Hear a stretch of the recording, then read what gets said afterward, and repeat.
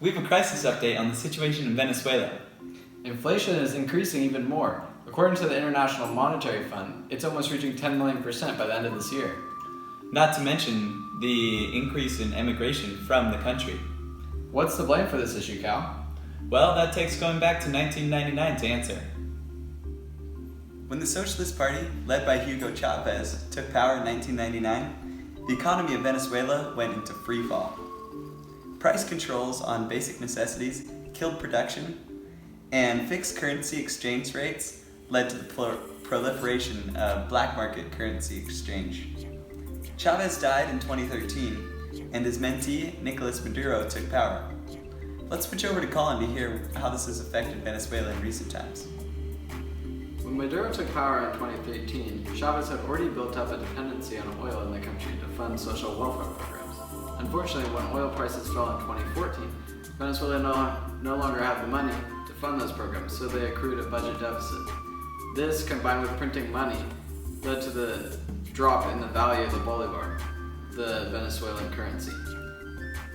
Maduro set the exchange rate for people working within his government as 10 bolivars to $1, but ordinary citizens of Venezuela were unable to use this exchange rate. Maduro didn't want people to moving out of Venezuelan currency.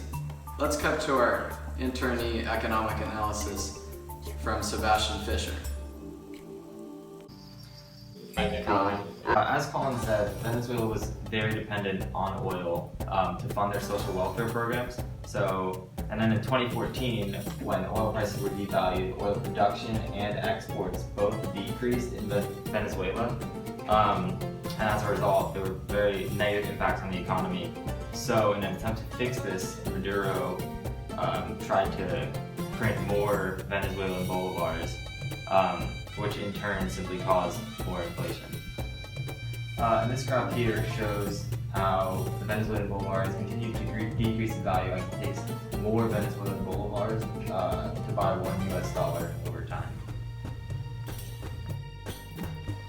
To show what that situation looks like on the foreign exchange market, here's a graph of the bolivars in terms of the US dollar. So when inflation increases, people want to get out of the bolivar, they want to switch to other currencies, so they supplied more bolivars and switched to other currencies, which in turn decreased the value of the bolivar as the supply increased. In addition to the economic instability that is plaguing Venezuela, the country is also facing great political unrest.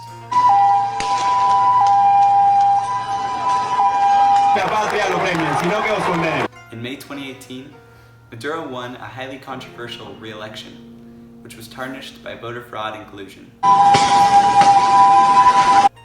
This led Juan Guaido, the president of the National Assembly, to assert himself as acting president.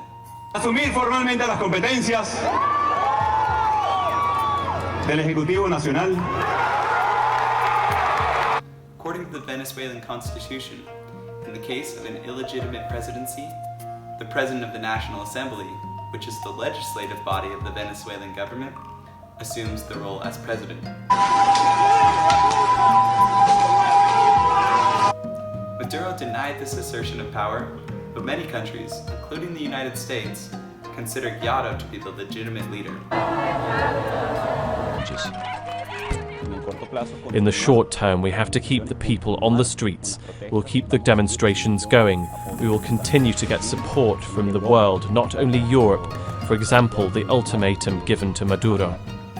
The country is now divided between support for Guaido and Maduro, and Guaido has called upon the military to switch their allegiance to his opposition party. As can be expected from a country under extreme economic distress, Venezuelan citizens have struggled to afford food, medicine, and basic commodities in the last year as their money has been devalued. Mass anti-government protests have arisen to combat the corruption under Maduro. For Venezuela to succeed, it will need both external support and internal success. The first step in this process is the continued aid and imposition of sanctions by the US and other pro-Guaido countries. This will starve Maduro's government off of the funds to continue their corruption. The second step in this process is for the Venezuelan citizens to continue their outcry and protests. This will hopefully encourage Maduro's military to sign down, and that will lead to Maduro's resignation. The third step in this process is for Venezuela to receive foreign aid and investment from other countries to help restore faith in the bolivar and set it back on a path of economic success.